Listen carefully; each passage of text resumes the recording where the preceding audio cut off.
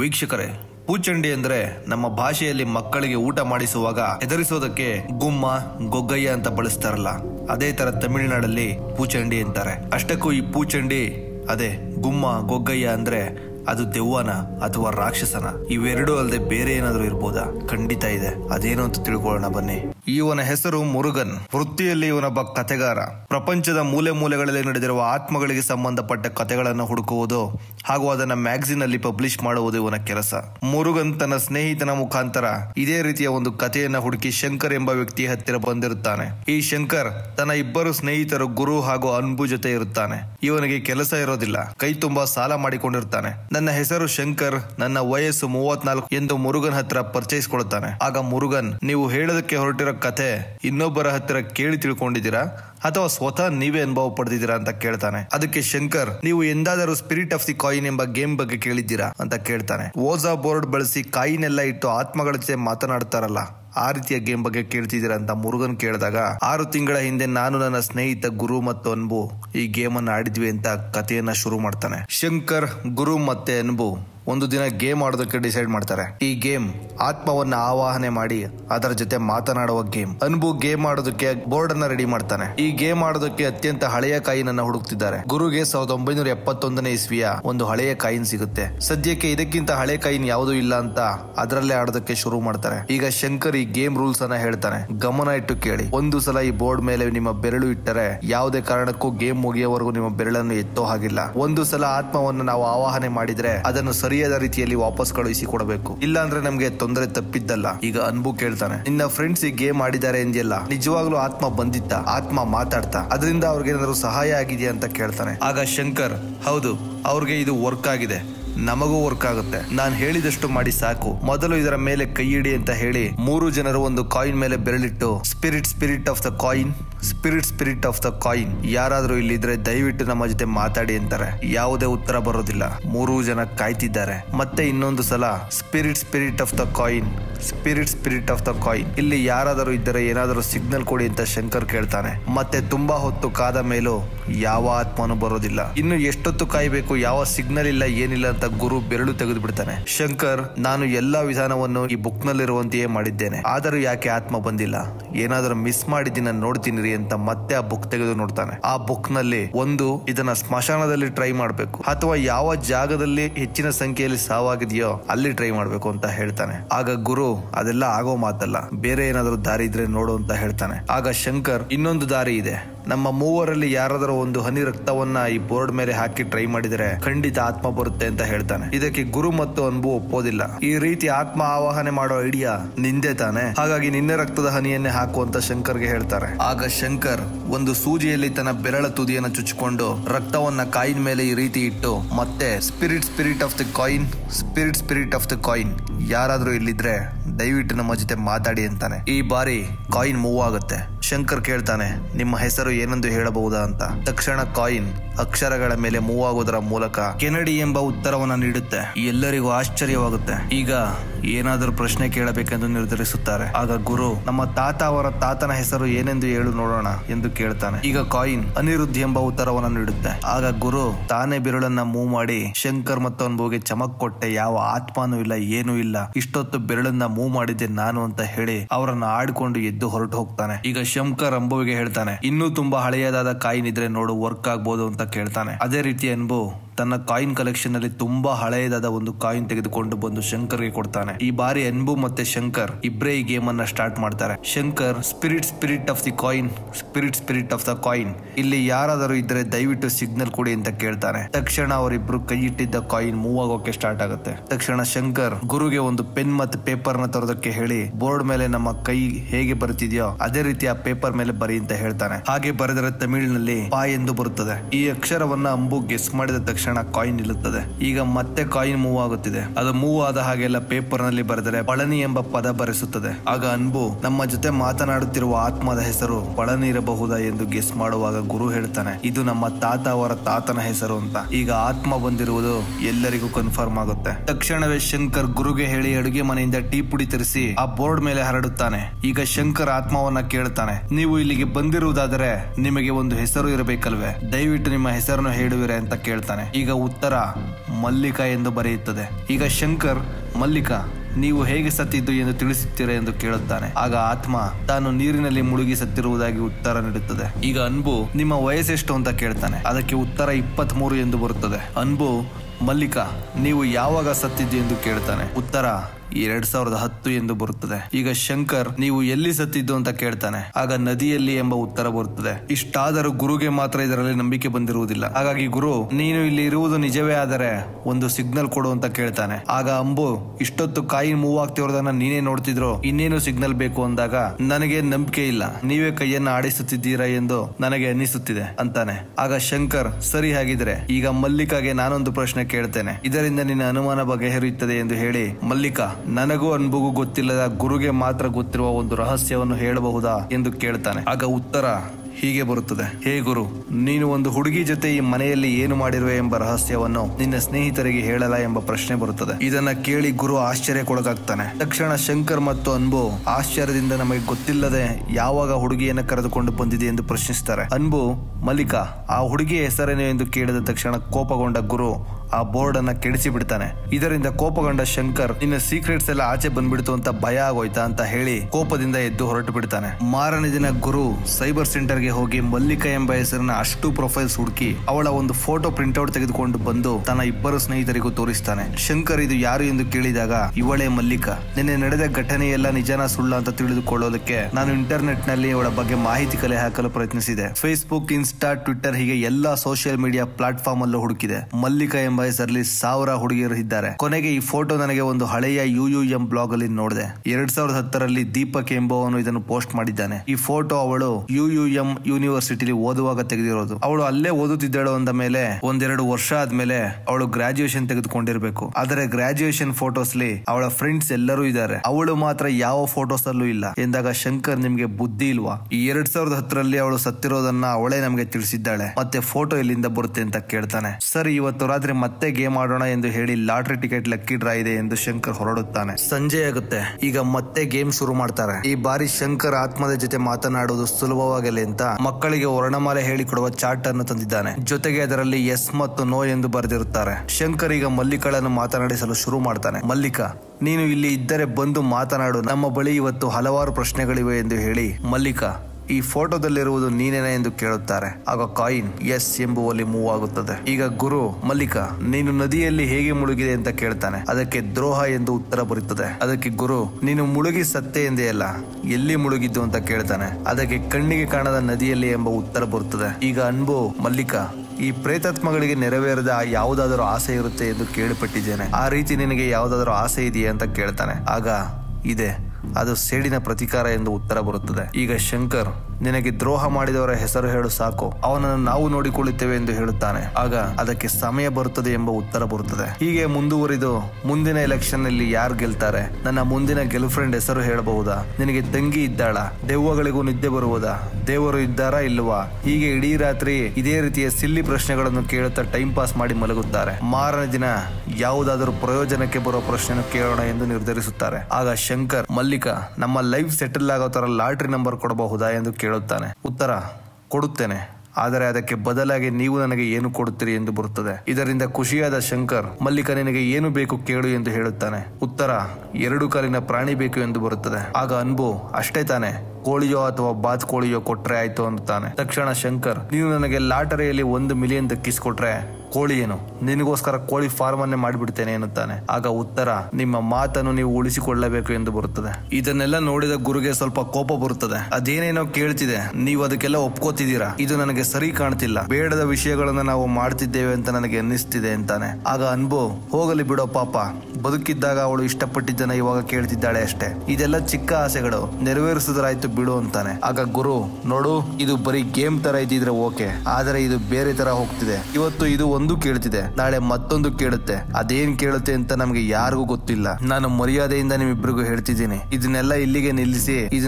ನಿಲ್ಲಿಸಿ ಅಂತ ಕೋಪದಿಂದ ಹೇಳುತ್ತಾನೆ. ಆಗ ಕಾಯಿನ್ ತೊಪ್ಪನು ಚೊಕ್ಕನು ಜೊತೆಯಲ್ಲಿರುವ ನಾಡು ಎಂದು ಬರೆಯಿಸುತ್ತದೆ. ಇದೇನೆಂದು ತಿಳಿಯದೆ ಶಂಕರ್ ಅನ್ಬು ಯೋಚಿಸುವಾಗ ಕೋಪಿಸಿಕೊಂಡಿದ್ದ ಗುರು ನೀವ್ ಇದನ್ನ ನಿಲ್ಸಿಲ್ಲ ಅಂದ್ರೆ ನಿಮ್ ಮುಖದ ಮೇಲೆ ಬಿಸಿನೀರು ಹರಿಸ್ತೀನಿ ಅಂತ ಕೋಪದಿಂದ ಕೂಗಾಡ್ಕೊಂಡು ಹೊರಟು ಬಿಡ್ತಾನೆ. ಸರಿ, ಈಗ ನಮ್ಮ ಸ್ನೇಹಿತ ಕೋಪ ಮಾಡ್ಕೊಂಡಿದ್ದಾನೆ, ನಾವು ನಾಳೆ ಮಾತಾಡೋಣ ಅಂತ ಶಂಕರ್ ಗೇಮ್ ನ ಅಲ್ಲಿಗೆ ಎಂಡ್ ಮಾಡ್ತಾನೆ. ವೀಕ್ಷಕರೇ, ಇಷ್ಟಕ್ಕೂ ಗುರು ಯಾಕೆ ಇದರ ಮೇಲೆ ಇಷ್ಟು ಕೋಪ ಮಾಡ್ಕೊಳ್ತಿದ್ದಾನೆ? ಆ ಆತ್ಮ ಇವನ ಬಗ್ಗೆ ಗೊತ್ತಿಲ್ಲದ ಸತ್ಯ ಹೊರ ಆಗ್ತಿದೆ ಅಂತಾನ, ಅಥವಾ ಆತ್ಮದ ಸಾವಿಗೂ ಗುರುಗೂ ಏನಾದ್ರೂ ಸಂಬಂಧ ಇದೆಯಾ? ಆ ಆತ್ಮ ಹೇಳಿದ ದ್ರೋಹ ಆಗಿರುವುದು ಇವನಿಂದಾನ? ಎಲ್ಲ ನಮಗೆ ಮುಂದೆ ಗೊತ್ತಾಗುತ್ತೆ.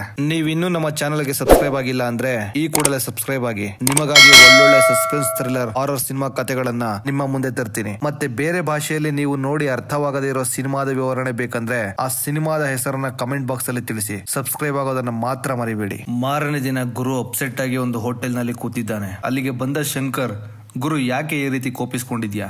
ನನ್ನ ಸಿಚುವೇಶನ್ ತುಂಬಾ ಟೈಟ್ ಆಗಿದೆ, ನಾನೇನ್ ಮಾಡ್ಲಿ? ನಮ್ಮಮ್ಮ ನನ್ನ ತಂಗಿ ಇಬ್ಬರ ಒಡವೆನು ನಾನು ಅಡ ಇಟ್ಟಿದ್ದೀನಿ. ಅದರ ಬಡ್ಡಿ ಕಟ್ಟೋ ಡೇಟ್ ಬೇರೆ ಬಂದಿದೆ. ಅವುಗಳನ್ನ ಬಿಡಿಸಿಕೊಳ್ಳೋವರೆಗೂ ನಾನು ಮನೆಗೆ ಹೋಗೋದಕ್ಕಾಗಲ್ಲ. ನನ್ನ ಲಾರಿ ಡ್ರೈವಿಂಗ್ ಲೈಸೆನ್ಸ್ ಬೇರೆ ಎಕ್ಸ್ಪೈರ್ ಆಗಿದೆ. ನನಗೆ ಬೇರೆ ಯಾವ ಆಪ್ಷನ್ ಇದೆ? ನೀನಾದ್ರೂ ಪರವಾಗಿಲ್ಲ, ಅನ್ಬುಗೆ ತಿಂಗಳು ದುಡ್ಡಾದ್ರೂ ಕೊಡ್ತೀಯ, ಆದ್ರೆ ನಾನು ಓಸಿಲಿ ಇದ್ದೀನಿ. ಇನ್ನು ಎಷ್ಟು ದಿನ ಇದೇ ತರ ಬದುಕ್ಲಿ? ಅದಕ್ಕೆ ಮಲ್ಲಿಕೆಯಿಂದ ಲಾಟ್ರಿ ನಂಬರ್ ತಗೊಂಡು ಲೈಫ್ ಸೆಟಲ್ ಮಾಡ್ಕೊಳ್ಳೋಣ ಅಂತಿದ್ದೀನಿ. ತಪ್ಪಾ ಅಂತ ಕೇಳ್ತಾನೆ. ಆಗ ಗುರು, ನಿನ್ನ ಕನ್ಸಲ್ಲಿ ಮಲ್ಲಿಕಾ ಬಂದಿದ್ಲು ಅಂದಿದ್ಯಲ್ಲ, ಹೇಗೆ ಬಂದಿದ್ಲು ಅಂತ ಕೇಳ್ತಾನೆ. ಅದಕ್ಕೆ ಅವನು, ತುಂಬಾ ಸುಂದರವಾಗಿದ್ಲು, ಕೆಂಪು ಸೀರೆ ಹುಟ್ಟಿದ್ಲು, ನನ್ನ ಹತ್ರ ಬಂದು ಇನ್ನೇನು ಪ್ರೀತಿಯಿಂದ ತಪ್ಕೋಬೇಕು ಅನ್ನೋ ಅಷ್ಟರಲ್ಲಿ ಎಚ್ಚರವಾಗ್ಬಿಡ್ತು ಅಂತಾನೆ. ಆಗ ಗುರು, ಮಲ್ಲಿಕಾ ನನ್ನ ಕನ್ಸಲ್ಲೂ ಬಂದಿದ್ಲು, ಆದರೆ ನಿನ್ನ ಕನ್ಸಲ್ಲಿ ಬಂದ ಹಾಗೆ ಸುಂದರವಾಗಿ ಬಂದಿರ್ಲಿಲ್ಲ, ತುಂಬಾ ಭಯಂಕರವಾಗಿ ಇದ್ಲು, ನನ್ನನ್ನ ಕೊಲ್ಲೋದಕ್ಕೆ ಬಂದಿದ್ಲು ಅಂತ ಭಯದಿಂದ ಹೇಳ್ತಾನೆ. ಇದನ್ನ ಕೇಳಿ ಶಂಕರ್ ಅವನನ್ನ ಗೇಲಿ ಮಾಡಿ ನಗ್ತಾನೆ. ಆಗ ಗುರು ಈ ಕೂದಲನ್ನ ಕೊಟ್ಟು ಇದು ಮಲ್ಲಿಕಾಳ ಕೂದಲು ಅಂತಾನೆ. ಇದನ್ನ ಕೇಳಿ ಶಂಕರ್ ಶಾಕ್ ಆಗ್ತಾನೆ. ಆಗ ಗುರು, ಇದು ಮಲ್ಲಿಕಾ ಅಲ್ಲ, ಇದು ಬೇರೆ ಏನೋ. ಅದು ನನ್ನ ತಾತನ ಹೆಸರು ಹೇಳಿದಾಗ್ಲೇ ನಾನು ಯೋಚಿಸಿದ್ದೆ. ಈಗ ತೊಪ್ಪ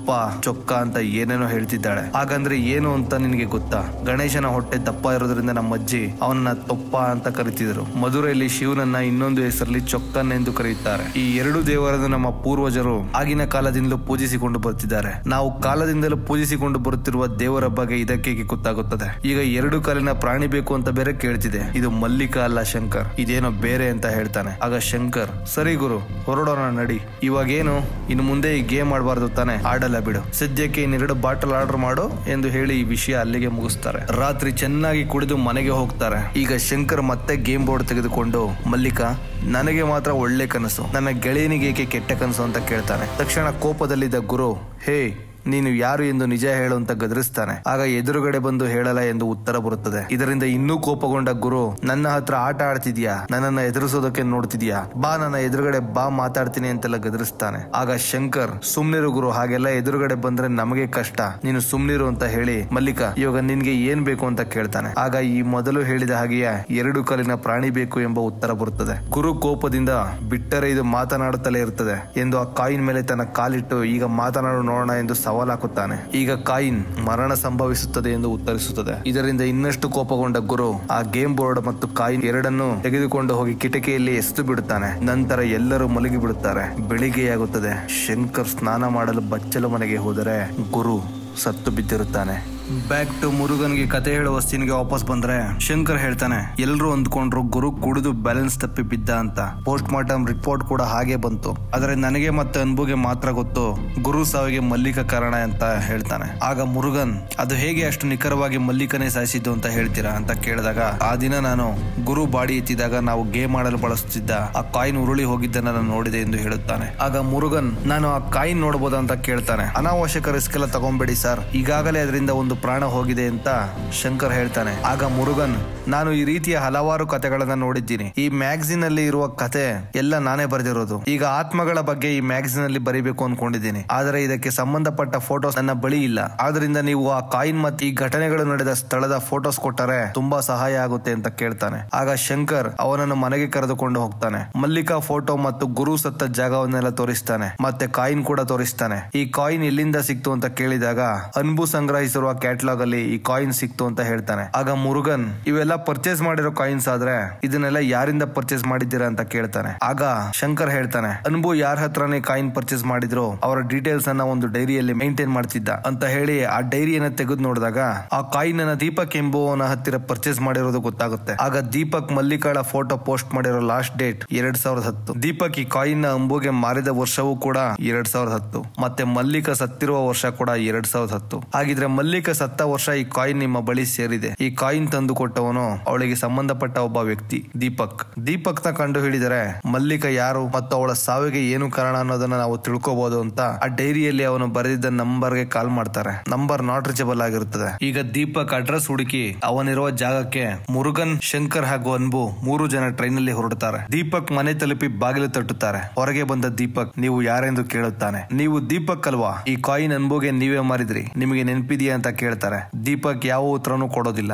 ಈಗ ಮುರುಗನ್ ನಿಮ್ಗೆ ಮಲ್ಲಿಕಾ ಗೊತ್ತಲ್ವಾ? ಆಕ್ಚುಲಿ ನಾವು ಮಲ್ಲಿಕಾ ಹೇಗೆ ಸತ್ತಿದ್ದು ಅಂತ ತಿಳ್ಕೊಳ್ಳೋದಕ್ಕೆ ಬಂದ್ವಿ ಅಂತ ಹೇಳ್ತಾನೆ. ಆಗ ದೀಪಕ್ ಉಡಾಫೆಯಿಂದ ಯಾರೋ ನೀವೆಲ್ಲ ಸುಮ್ನೆ ತಲೆ ತಿಂತಿದ್ರ ಅಂತ ಬಾಗಿಲು ಮುಚ್ಚಿಬಿಡ್ತಾನೆ. ಆಗ ಶಂಕರ್ ಇದೇನಿದು, ನಾವು ಕೇಳ್ತಿದ್ರು ಹಾಗೆ ಹೊರಟೋದ್ನಲ್ಲ ಅಂತ ಮತ್ತೆ ಬಾಗಿಲು ತಡ್ತಾನೆ. ಈಗ ನೋಡಿದರೆ ಬಾಗಿಲು ತೆಗೆದವ್ರನ್ನ ನೋಡಿ ಮೂವರು ಒಂದು ಕ್ಷಣ ಶಾಕ್ ಆಗ್ತಾರೆ. ಯಾಕಂದ್ರೆ ಈ ಸಲ ಬಾಗಿಲು ತೆಗೆದಿದ್ದು ಬೇರೆ ಯಾರೂ ಅಲ್ಲ, ಯಾರು ಸತ್ತಿದ್ದಾರೆ ಅಂತ ಅವಳ ಸಾವಿನ ರಹಸ್ಯವನ್ನ ತಿಳ್ಕೊಳ್ಳೋದಕ್ಕೆ ಬಂದ್ರೋ ಅದೇ ಮಲ್ಲಿಕಾ. ಈಗ ಮಲ್ಲಿಕಾ ಕೇಳ್ತಿದ್ದಾಳೆ ನೀವು ಯಾರು ಅಂತ. ಶಂಕರ್ ಈ ಕಾಯಿನ್ ಬಗ್ಗೆ ನಿಮ್ಗೇನಾದ್ರೂ ಗೊತ್ತಾ ಅಂತ ಕೇಳ್ತಾನೆ. ಆಗ ಮಲ್ಲಿಕಾ ಈ ಕಾಯಿನ್ ನಿಮ್ಗೆ ಹೇಗೆ ಸಿಕ್ತು ಅಂತ ಕೇಳ್ತಾಳೆ. ಆಗ ಮುರುಗನ್ ನಾವು ಒಳಗಡೆ ಬಂದು ಮಾತಾಡ್ಬೋದು ಅಂತ ಕೇಳ್ತಾನೆ. ಆಗ ಮಲ್ಲಿಕಾ ಅವ್ರನ್ನೆಲ್ಲ ಮನೆ ಒಳಗಡೆ ಕರೀತಾಳೆ. ಈಗ ಈ ಕಾಯಿನ್ ಇಂದ ತನ್ನ ಫ್ರೆಂಡ್ ಸತ್ತ ಕಥೆಯನ್ನು ಶಂಕರ್ ಹೇಳ್ತಾನೆ. ನನ್ನ ಫ್ರೆಂಡ್ ಹೇಗೆ ಸತ್ತ ಎಂದು ನಾನು ತಿಳಿಯಬೇಕು, ಈ ಕಾಯಿನ್ಗೂ ನಿಮ್ಗೂ ಏನ್ ಸಂಬಂಧ ಅಂತ ಕೇಳ್ತಾನೆ. ಆಗ ಮಲ್ಲಿಕಾ ತನ್ನ ಕತೆ ಹೇಳೋದಕ್ಕೆ ಶುರು ಮಾಡ್ತಾಳೆ.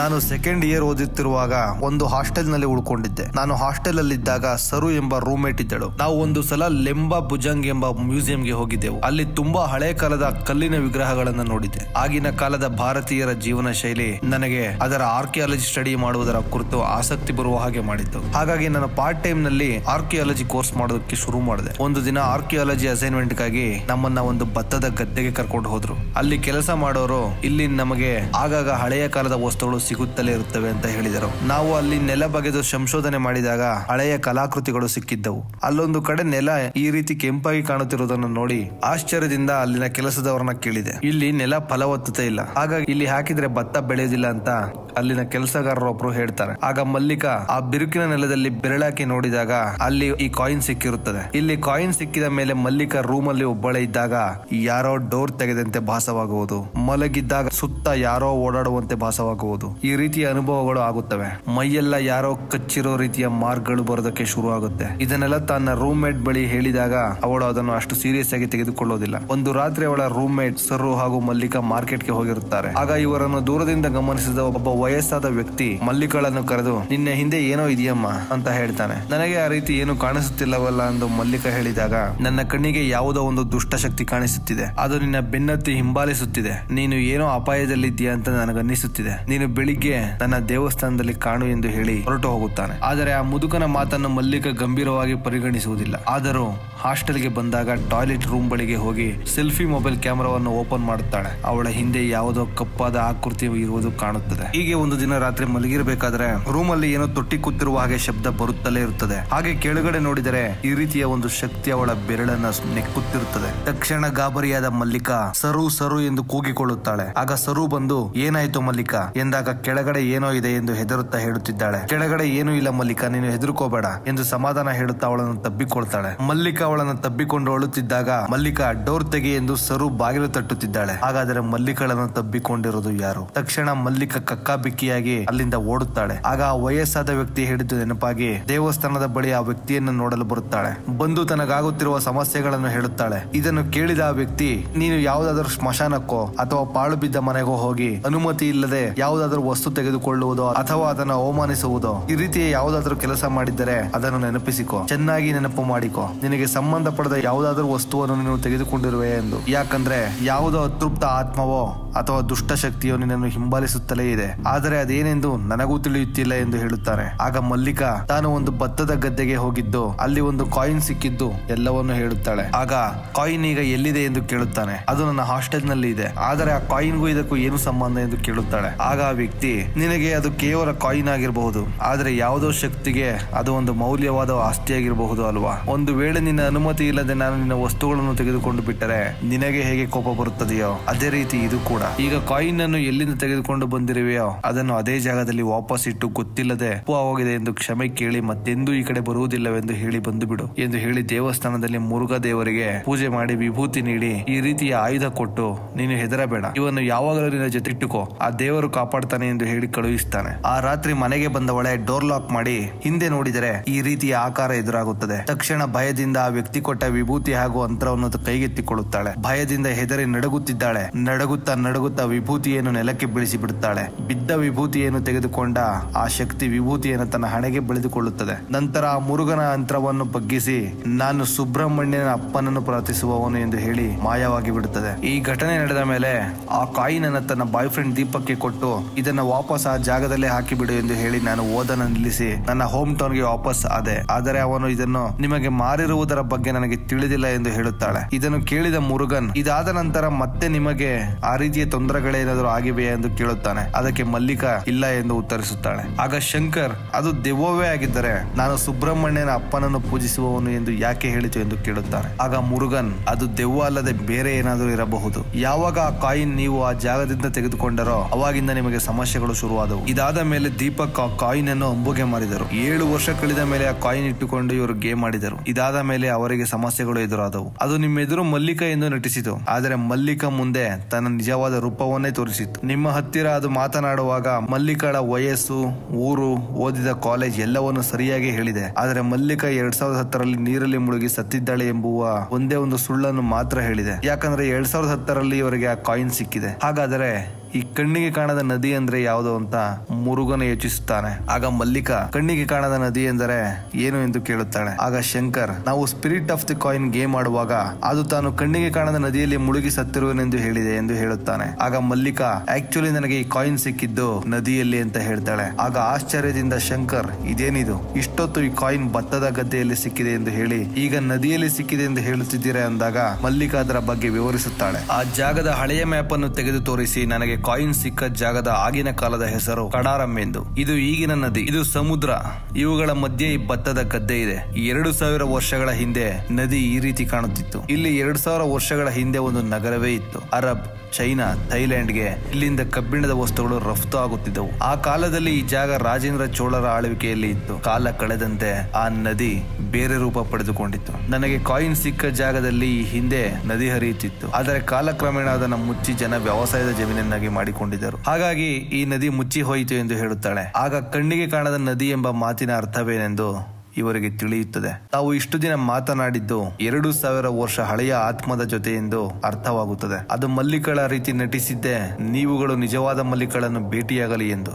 ಯಾಕಂದ್ರೆ ಅದು ಇರುವ ಜಾಗ ಗೊತ್ತಿರುವ ಏಕೈಕ ವ್ಯಕ್ತಿ ಅಂದ್ರೆ ಅದು ಮಲ್ಲಿಕ ಮಾತ್ರ. ಇದನ್ನೆಲ್ಲ ಪೂರೈಸಿಕೊಳ್ಳಲು ನಿನ್ನ ಗೆಳೆಯ ಅಡ್ಡಿಯಾದ ಎಂದು ಅವನನ್ನು ಅದು ಕೊಂದು ಹಾಕಿದೆ. ನಾವು ಈ ಕೂಡಲೇ ಆ ಜಾಗಕ್ಕೆ ಹೋಗುವುದು ಅನಿವಾರ್ಯ. ಆದ್ರಿಂದ ನೀವು ನಮ್ಮನ್ನ ಅಲ್ಲಿಗೆ ಕರೆದುಕೊಂಡು ಹೋಗಿ ಎಂದು ಮಲ್ಲಿಕಾಳನ್ನು ಕೇಳುತ್ತಾನೆ. ಇದಕ್ಕೆ ಒಪ್ಪದ ಅವಳ ಗಂಡ ಇದು ನಿಮ್ಮ ಸಮಸ್ಯೆ, ಇದನ್ನು ನೀವೇ ಬಗೆಹರಿಸಿಕೊಳ್ಳಿ, ನಾವು ನೀವು ಕರೆದ ಕಡೆ ಎಲ್ಲ ಬರಲಾಗುವುದಿಲ್ಲ ಅನ್ನುತ್ತಾನೆ. ಇದರಿಂದ ಕೋಪಗೊಂಡ ಶಂಕರ್ ಇಷ್ಟೆಲ್ಲ ಸಮಸ್ಯೆಗೆ ಮೂಲ ಕಾರಣನೇ ನೀನು ಅವತ್ತು ಆ ಕಾಯಿನ್ ಅನ್ನ ಆ ಜಾಗಕ್ಕೆ ವಾಪಸ್ ಹಾಕಿದ್ದರೆ ನನ್ನ ಫ್ರೆಂಡ್ ಗುರು ಸಾಯುತ್ತಲೇ ಇರಲಿಲ್ಲ. ಈಗ ಇದು ನನ್ನ ಸಮಸ್ಯೆ ಇಲ್ಲ ಅಂತ ಹೇಳ್ತೀಯ. ಒಂದು ನೀನೇ ಹೋಗಿ ಅಲ್ಲಿಗೆ ಈ ಕಾಯಿನ್ ಹಾಕು, ಇಲ್ಲವಾದರೆ ಆ ಜಾಗ ತೋರಿಸು, ನಾವೇ ಹೋಗಿ ಈ ಕಾಯಿನ್ ಅನ್ನ ಆ ಜಾಗಕ್ಕೆ ಸೇರಿಸುತ್ತೇವೆ ಎಂದು ಹೇಳಿ ಜಗಳವಾಡುತ್ತಾನೆ. ಕೊನೆಗೆ ದೀಪಕ್ ಆ ಜಾಗ ತೋರಿಸಲು ಒಪ್ಪುತ್ತಾನೆ. ಈಗ ಮುರುಗನಿಗೆ ಅವನ ಅಪ್ಪನಿಂದ ಕಾಲ್ ಬರುತ್ತದೆ. ಅವನ ಅಪ್ಪ ಹೇಳುತ್ತಾನೆ, ನೀನು ಕಳಿಸಿದ್ದ ಕಾಯಿನ್ ಫೋಟೋ ಬಗ್ಗೆ ಮಾಹಿತಿ ಕಲೆ ಹಾಕಿದ್ದೇನೆ. ಈ ಕಾಯಿನ್ ಸುಮಾರು 1800 ವರ್ಷ ಹಳೆಯದು. ನನ್ನ ಪ್ರಕಾರ ಇದು ಪಾಂಡಿಯನ್ ಅವರ ಕಾಲದ ನಾಣ್ಯ. ಈ ನಾಣ್ಯದಲ್ಲಿ 2 ಮೀನುಗಳ ಸಿಂಬಲ್ ಇದೆ. ಪಾಂಡಿಯನ್ ಅವರ ಕಾಲದಲ್ಲಿ 2 ಮೀನುಗಳು ಇರುವ ನಾಣ್ಯ ತುಂಬಾ ಮಹತ್ವವಾದದ್ದು. ಮತ್ತೆ ಈ ನಾಣ್ಯದ ಇನ್ನೊಂದು ಮುಖದಲ್ಲಿ ಶಿವನನ್ನು ಹೋಲುವ ಫೋಟೋ ಇರಬಹುದು, ಅಥವಾ ಶಿವನನ್ನು ಪೂಜಿಸುವವನ ಸಿಂಬಲ್ ಆಗಿಯೂ ಇರಬಹುದು. ಈ ರೀತಿಯ ಸಿಂಬಲ್ಸ್ ಅನ್ನ ನಾನು ಸಂಗಮರ ಕಾಲದ ನಾಣ್ಯದಲ್ಲಿ ನೋಡಿದ ನೆನಪು. ನನಗೆ ತಿಳಿದಿರುವ ಪ್ರಕಾರ ಈ ರೀತಿಯ ನಾಣ್ಯಗಳನ್ನು ಹಿಮಾಲಯದಲ್ಲಿ ವಾಸಿಸುವ ಅಘೋರಿಗಳು ಬಳಸುತ್ತಿದ್ದರು ಎಂದು ಕೇಳಿಪಟ್ಟಿದ್ದೇನೆ. ಅವರು ತಾವು ಪೂಜಿಸುವ ದೇವರ ಫೋಟೋವನ್ನು ನಾಣ್ಯದಲ್ಲಿ ಬಳಸುತ್ತಿದ್ದರು ಎಂದು ಹೇಳಿದ ನೆನಪು. ಇದರ ಬಗ್ಗೆ ಇನ್ನಷ್ಟು ಮಾಹಿತಿಯನ್ನು ಕಲೆ ಹಾಕಿ ನಿನಗೆ ಕಾಲ್ ಮಾಡುತ್ತೇನೆ ಎಂದು ಹೇಳಿ ಅವರ ಅಪ್ಪ ಕಾಲ್ ಕಟ್ ಮಾಡುತ್ತಾನೆ. ಈಗ ಎಲ್ಲರೂ ಆ ನಾಣ್ಯ ಸಿಕ್ಕ ಜಾಗಕ್ಕೆ ಹೊರಡುತ್ತಾರೆ. ಹೋಗಿ ಆ ಕಾಯಿನ್ ಅನ್ನು ಆ ಜಾಗದಲ್ಲಿ ಇಟ್ಟು ಮಲ್ಲಿಕಾ ಕ್ಷಮೆ ಕೇಳುತ್ತಾಳೆ. ಈಗ ಮುರುಗನ್ ಮತ್ತೆ ಆ ಕಾಯಿನ್ ಎತ್ತು ಜೇಬಲ್ಲಿಟ್ಟುಕೊಂಡು ಆ ಜಾಗವನ್ನು ಅಗೆಯೋದಕ್ಕೆ ಆರಂಭಿಸ್ತಾನೆ. ಇದನ್ನು ಕಂಡ ಮಲ್ಲಿಕಾ ಮತ್ತು ದೀಪಕ್ ಜಾಗ ತೋರಿಸಲು ಕೇಳಿದಿರಿ, ನಾವು ತೋರಿಸಿದ್ದೇವೆ, ಇದರ ಮೇಲೆ ನಾವು ಇದರಲ್ಲಿ ಇನ್ವಾಲ್ವ್ ಆಗಲು ಇಷ್ಟಪಡುವುದಿಲ್ಲ, ನಾವು ಹೊರಡುತ್ತೇವೆ ಎಂದು ಹೇಳಿ ಹೊರಟು ಬಿಡುತ್ತಾರೆ. ಮುರುಗನ್ ಅಗೆದಾಗ ಅವನಿಗೆ ಒಂದು ಮನುಷ್ಯನ ಅಸ್ಥಿಪಂಜರ ಸಿಗುತ್ತದೆ. ಇದನ್ನೆಲ್ಲ ಅಗೆಯುವಾಗ ಅನ್ಬು ಶಂಕರ್ನನ್ನು ಸಾಯಿಸಲು ಪ್ರಯತ್ನಿಸುತ್ತಾನೆ. ಆಗ ಅವನನ್ನು ತಡೆದ ಮುರುಗನ್ ಶಂಕರ್ಗೆ ಹೇಳುತ್ತಾನೆ, ಗುರು ಕಿಟಕಿಯಲ್ಲಿ ಆಚೆ ಎಸೆದ ಕಾಯಿನ್ ಒಳಗೆ ಬರಲು ಹೇಗೆ ಸಾಧ್ಯ? ಹಾಗೆ ತಾನೇ ಬರುವುದಾದರೆ ಅದು 7 ವರ್ಷ ಯಾಕೆ ಕಾಯಬೇಕಿತ್ತು? ತಾನೇ ತನಗೆ ಇಷ್ಟ ಬಂದಲ್ಲಿಗೆ ಹೋಗಿ ಸೇರುತ್ತಿತ್ತು. ಅವತ್ತು ಆ ಕಾಯಿನ್ ಅನ್ನ ಅಂಬುನೇ ಮತ್ತೆ ಮನೆಯೊಳಗೆ ತಂದಿದ್ದಾನೆ. ಇದರ ನಂತರ ಏನಾಯಿತು ಎಂದು ನೀನೇ ಅವನನ್ನು ಕೇಳು ಎಂದು ಹೇಳುತ್ತಾನೆ. ಆಗ ಅನ್ಬುವನ್ನು ಶಂಕರ್, ಹಾಗಾದ್ರೆ ಗುರುವನ್ನು ಕೊಂದಿದ್ದು ನೀನೇನಾ ಎಂದು ಹೇಳುತ್ತಾನೆ. ಅನ್ಬು, ಗುರುವನ್ನು ನಾನು ಕೊಂದಿಲ್ಲ, ಆದರೆ ಆ ನಾಣ್ಯವನ್ನು ಮತ್ತೆ ಮನೆಯೊಳಗೆ ತಂದಿದ್ದು ನಾನೇ. ನೀನು ಹೇಗೆ ಲಾಟ್ರಿ ನಂಬರ್ ಕೇಳಿದೆಯೋ ಅದೇ ರೀತಿ ನಾನು ಗೇಮ್ ಆಡೋಕೆ ಶುರು ಮಾಡಿ ನನಗೆ ನನ್ನ ಕಾಲುಗಳನ್ನು ಕೊಡು ಎಂದು ಕೇಳಿದೆ. ಅದು ಅದಕ್ಕೆ ಬದಲಾಗಿ 2 ಕಾಲಿನ ಪ್ರಾಣಿ ಕೇಳಿತು. ನಾನು ಕೋಳಿ ಕೊಟ್ಟರೆ ಆಯಿತು ಎಂದು ಒಪ್ಪಿಕೊಂಡೆ, ಆದರೆ ಅದು ಮನುಷ್ಯನ ಪ್ರಾಣ ಬೇಕು ಎಂದು ಕೇಳಿತು. ಅದೇ ರಾತ್ರಿ ನೀವಿಬ್ಬರು ಕುಡಿದು ಬಂದು ಗೇಮ್ ಆಡಿದ್ರಿ. ಗುರು ಕೋಪದಿಂದ ಕಾಯಿನ್ ಆಚೆ ಎಸೆದು ಬಿಟ್ಟ. ನೀವಿಬ್ಬರು ಮಲಗಿದ ಮೇಲೆ ನನಗೆ ಆ ಗೇಮ್ ಆಡಲು ಆಸೆಯಾಗಿ ಮತ್ತೆ ಆ ಕಾಯಿನ್ ತೆಗೆದುಕೊಂಡು ಬಂದು ಅದರ ಬಳಿ ಗುರು ಮಾಡಿದ ತಪ್ಪಿಗೆ ನಾನು ಕ್ಷಮೆ ಕೇಳುತ್ತೇನೆ. ದಯವಿಟ್ಟು ಕೋಪದಲ್ಲಿ ನಮಗೇನು ಮಾಡಬೇಡ ಎಂದು ಕೇಳಿಕೊಂಡೆ. ನಂತರ ಅದು ನನಗೆ ಮನುಷ್ಯನ ದೇಹ ಕೊಡು, ನಾನು ಯಾವುದೇ ಆಪತ್ತನ್ನು ತರುವುದಿಲ್ಲ ಎಂದು ಪ್ರಾಮಿಸ್ ಮಾಡಿತ್ತು. ಮತ್ತೆ ಒಂದು ಕ್ಷಣ ಕಾಲ ಅದು ನನ್ನ ಕಾಲಿಗೆ ಸ್ವಾಧೀನವನ್ನು ನೀಡಿತು. ಈ ರೀತಿ ಪರ್ಮನೆಂಟ್ ಆಗಿ ನನಗೆ ಸ್ವಾಧೀನ ಬೇಕಂದ್ರೆ ನಾನು ಹೇಳುವ ಆ ಕಣ್ಣಿಗೆ ಕಾಣದ ನದಿಗೆ ಹೋಗಿ ಅಗೆದು ಅಲ್ಲಿ ನನಗೆ ಒಬ್ಬ ಮನುಷ್ಯನ ದೇಹವನ್ನು ಕೊಟ್ಟು ನಂತರ ಅಲ್ಲಿರುವ ಅಸ್ಥಿಪಂಜರವನ್ನು ಸರಪಳಿಯ ದಿಗ್ಬಂಧನದಿಂದ ಬಿಡಿಸು ಎಂದು ಕೇಳಿತು. ಹೀಗೆಂದಾಗ ಶಂಕರ್, ಅಂದರೆ ನೀನು ನನ್ನನ್ನ ಬಲಿ ಕೊಡಲು ಇಲ್ಲಿಗೆ ಬಂದಿರುವೆಯಾ? ನನ್ನನ್ನೇಕೆ ಬಲಿ ಕೊಡುತ್ತೀಯಾ? ನನ್ನ ಬದಲು ಈ ಮುರುಗನನ್ನೇ ಕೊಡೋಣ, ಅದಕ್ಕೆ ಮನುಷ್ಯನ ದೇಹವಷ್ಟೇ ಬೇಕು, ನಾನೇ ಬೇಕು ಎಂದೇನಿಲ್ಲ ಅಂತ ಹೇಳಿ ಮುರುಗನಿಗೆ ಹೊಡೆದು ಪ್ರಜ್ಞೆ ತಪ್ಪಿಸುತ್ತಾನೆ. ತಕ್ಷಣ ಅನ್ಬು ಆ ಸರಪಳಿಯಿಂದ ಆ ಅಸ್ಥಿಪಂಜರವನ್ನು ಬಿಡಿಸುತ್ತಾನೆ. ಆಗ ಇದ್ದಕ್ಕಿದ್ದ ಹಾಗೆ ಗುಡುಗು ಮಳೆಯೆಲ್ಲ ಜಾಸ್ತಿಯಾಗಿ ಆ ಗುಂಡಿಯಿಂದ ನೀರು ಉಕ್ಕುವಂತಾಗಿ ಅಲ್ಲಿಂದ ಆ ಶಕ್ತಿ ಎದ್ದೇಳುತ್ತದೆ. ಎದ್ದು ಬಂದು ಖುಷಿಯಿಂದ ಕುಣಿಯುತ್ತದೆ. ಆ ಮುರುಗನ್ ದೇಹದ ಮೇಲೆ ಕುಳಿತು ಹೇಳುತ್ತದೆ, ಮಧುರೈನಲ್ಲಿ ಹುಟ್ಟಿದ ಮಗನೇ, ಪಾಂಡಿಯನ್ ಸಾಮ್ರಾಜ್ಯಕ್ಕೆ ಹಿಂತಿರುಗೋಣ, ತಯಾರಾಗು ಎಂದು ಅವನ ಕೈಲಿ ಆ ನಾಣ್ಯವಿಟ್ಟು, ಇನ್ನು ಮುಂದೆ ನಿನ್ನ ದೇಹ ನನ್ನದು ಎಂದು ಹೇಳಿ ಅವನ ದೇಹ ಸೇರಿ ಬಿಡುತ್ತದೆ. ದೇಹ ಸೇರಿದ ಖುಷಿಯಲ್ಲಿ ನಗುತ್ತಾ ದೇವರಿಗೆ ನಮಸ್ಕರಿಸುತ್ತದೆ. ಆಗ ಶಂಕರ್, ನಮ್ಮ ಬೇಡಿಕೆಗಳನ್ನು ಈಡೇರಿಸುವೆಯೇ ಎಂದು ಕೇಳುತ್ತಾನೆ. ಆಗ ಪೂಚಂಡಿ ಶಂಕರ್ ಕೈಯಲ್ಲಿ ಮಣ್ಣನ್ನು ಕೊಡುತ್ತಾ ಮತ್ತು ಅಂಬುವಿನ ಕಾಲನ್ನು ಸವರುತ್ತದೆ. ಶಂಕರ್ ಕೈಯಲ್ಲಿ ಹಣವೇ ಸಿಕ್ಕಿರುವಂತೆ ಖುಷಿ ಪಡುತ್ತಿದ್ದಾನೆ. ಅಂಬುವಿನ ಕಾಲಿಗೆ ಸ್ವಾಧೀನ ಬಂದಿರುವಂತೆ ಅಂಬು ಖುಷಿಯಲ್ಲಿ ತೇಲುತ್ತಿದ್ದಾನೆ. ಆದರೆ ಅಸಲಿಗೆ ಪೂಚಂಡಿ ಅವರಿಬ್ಬರನ್ನು ಭ್ರಮಾಲೋಕಕ್ಕೆ ತಳ್ಳಿರುತ್ತದೆ. ಈಗ ಮುರುಗನ್ ದೇಹ ಸೇರಿದ ಪೂಚಂಡಿ ತಾನು ಸೇಡು ತೀರಿಸಿಕೊಳ್ಳುವ ಕಾಲ ಹತ್ತಿರ ಬಂದಿದೆ ಎಂದು ಖುಷಿಯಿಂದ ಅಲ್ಲಿಂದ ಹೊರಡುತ್ತದೆ. ಇಷ್ಟಕ್ಕೂ ಈ ಪೂಚಂಡಿ ಯಾರು? ಈ ಪೂಚಂಡಿ ಯಾರ ಮೇಲೆ ಸೇಡು ತೀರಿಸಿಕೊಳ್ಳೋದಕ್ಕೆ ಹೊರಟಿದೆ? ಇದನ್ನೆಲ್ಲ ಒಬ್ಬ ಜ್ಯೋತಿಷಿ ಈ ಪೂಚಂಡಿಯ ಬಗ್ಗೆ ಒಂದು ಕಥೆಯನ್ನ ಹೇಳುತ್ತಾನೆ. ತಮಿಳಿನಲ್ಲಿ ಪೂಚಂಡಿ ಎಂದರೆ ಕನ್ನಡದಲ್ಲಿ ತಾಯಂದಿರು ಮಕ್ಕಳಿಗೆ ನೀನು ಊಟ ಮಾಡದಿದ್ದರೆ ಗುಮ್ಮ ಬರುತ್ತೆ ಅಂತ ಹೇಳ್ತಾರಲ್ಲ, ಅದೇ ತರ ತಮಿಳಿನಲ್ಲಿ ಮಕ್ಕಳಿಗೆ ಪೂಚಂಡಿ ಎಂಬ ಹೆಸರಿನಿಂದಲೇ ಹೆದರಿಸುತ್ತಾರೆ. ಅಸಲಿಗೆ ಈ ರೀತಿಯ ಪೂಚಂಡಿ ಅಥವಾ ಗುಮ್ಮ ಇದೆಯಾ ಅಂತ ಕೇಳಿದರೆ ಅದರ ಬಗ್ಗೆ ಈ ಜ್ಯೋತಿಷಿ ಒಂದು ಕಥೆಯನ್ನ ಹೇಳ್ತಾನೆ. ತಮಿಳುನಾಡಿನ ಇತಿಹಾಸದಲ್ಲಿ ಕಲಾಪಿರಾಚಿ ಎಂಬವನ ಕೆಟ್ಟ ಆಳ್ವಿಕೆಯಲ್ಲಿ ಒಂದು ನಿಯಮವನ್ನು ತರ್ತಾನೆ. ಆ ನಿಯಮದ ಪ್ರಕಾರ ಯಾರು ಕೂಡ ಶಿವನನ್ನ ಪೂಜಿಸಬಾರದು. ದೇವಸ್ಥಾನದಲ್ಲಿ ಶಿವನನ್ನ ಪೂಜೆ ಮಾಡುವುದನ್ನು ನಿರ್ಬಂಧಿಸ್ತಾನೆ. ಅಘೋರಿಗಳು ವಿಭೂತಿ ಧರಿಸಬಾರದೆಂದು ನಿಯಮವನ್ನ ಹೇರುತ್ತಾನೆ. ಈ ನಿಯಮ ಉಲ್ಲಂಘಿಸಿದವರಿಗೆ ಘೋರ ಶಿಕ್ಷೆಯನ್ನು ನೀಡುತ್ತಾನೆ. ಶಿವನನ್ನು ಆರಾಧಿಸುವ ಭಕ್ತರು ಈ ನಿಯಮವನ್ನ ಉಲ್ಲಂಘಿಸಿ ಮೈಯೆಲ್ಲ ವಿಭೂತಿ ಧರಿಸಲು ಶುರು ಮಾಡುತ್ತಾರೆ. ಹೀಗೆ ನಿಯಮವನ್ನ ಉಲ್ಲಂಘಿಸಿದವರನ್ನ ಕೊಲ್ಲೋದಕ್ಕೆ ಶುರು ಮಾಡ್ತಾರೆ. ಹೀಗೆ ಕೊಲೆಯಾದ ಶಿವನ ಅಘೋರ ಭಕ್ತರಲ್ಲಿ ಇವನು ಒಬ್ಬ. ಆಗ ಶಿವನ ಭಕ್ತರನ್ನು ದಾರುಣವಾಗಿ ಕೊಂದವರ ಮೇಲೆ ಸೇಡು ತೀರಿಸಿಕೊಳ್ಳಲು ಅವಕಾಶಕ್ಕಾಗಿ ಸಾವಿರಾರು ವರ್ಷಗಳಿಂದ ಕಾಯುತ್ತಿರುತ್ತಾನೆ. ಇವನು ಭೂಮಿ ಮೇಲೆ ಅಸ್ತಿತ್ವಕ್ಕೆ ಬರಲು ಒಂದು ಮಾನವನ ದೇಹದ ಅವಶ್ಯಕತೆ ಇರುತ್ತದೆ. ಹೀಗೆ ಸಿಕ್ಕ ಅವಕಾಶವನ್ನು ಇವರ ಮುಖಾಂತರ ಪಡೆದುಕೊಂಡು ಮುರುಗನ ದೇಹ ಸೇರಿ ಸೇಡು ತೀರಿಸಿಕೊಳ್ಳಲು ಮುಂದಾಗುತ್ತಾನೆ. ಇಷ್ಟಕ್ಕೂ ಈ ಶಕ್ತಿ ಸೇಡು ತೀರಿಸಿಕೊಳ್ಳ ಬಯಸುವ ವ್ಯಕ್ತಿಗಳು ಯಾರು ಎಂಬುದನ್ನ ಈ ಸಿನಿಮಾದಲ್ಲಿ ತೋರಿಸೋದಿಲ್ಲ. ಬಹುಶಃ ಅದನ್ನ ಪಾರ್ಟ್ 2 ಅಲ್ಲಿ ತೋರಿಸಬಹುದು. ವೀಕ್ಷಕರೇ, ನೀವಿನ್ನೂ ನಮ್ಮ ಚಾನೆಲ್ಗೆ ಸಬ್ಸ್ಕ್ರೈಬ್ ಆಗಿಲ್ಲ ಅಂದ್ರೆ ಈ ಕೂಡಲೇ ಸಬ್ಸ್ಕ್ರೈಬ್ ಆಗಿ. ನಿಮಗಾಗಿ ಒಳ್ಳೊಳ್ಳೆ ಸಸ್ಪೆನ್ಸ್ ಥ್ರಿಲ್ಲರ್ ಹಾರರ್ ಸಿನಿಮಾ ಕಥೆಗಳನ್ನ ನಿಮ್ಮ ಮುಂದೆ ತರ್ತೀನಿ. ಮತ್ತೆ ಬೇರೆ ಭಾಷೆಯಲ್ಲಿ ನೀವು ನೋಡಿ ಅರ್ಥವಾಗದೇ ಇರೋ ಸಿನಿಮಾದ ವಿವರಣೆ ಬೇಕಂದ್ರೆ ಆ ಸಿನಿಮಾದ ಹೆಸರನ್ನ ಕಮೆಂಟ್ ಬಾಕ್ಸ್ ಅಲ್ಲಿ ತಿಳಿಸಿ. ಸಬ್ಸ್ಕ್ರೈಬ್ ಆಗೋದನ್ನ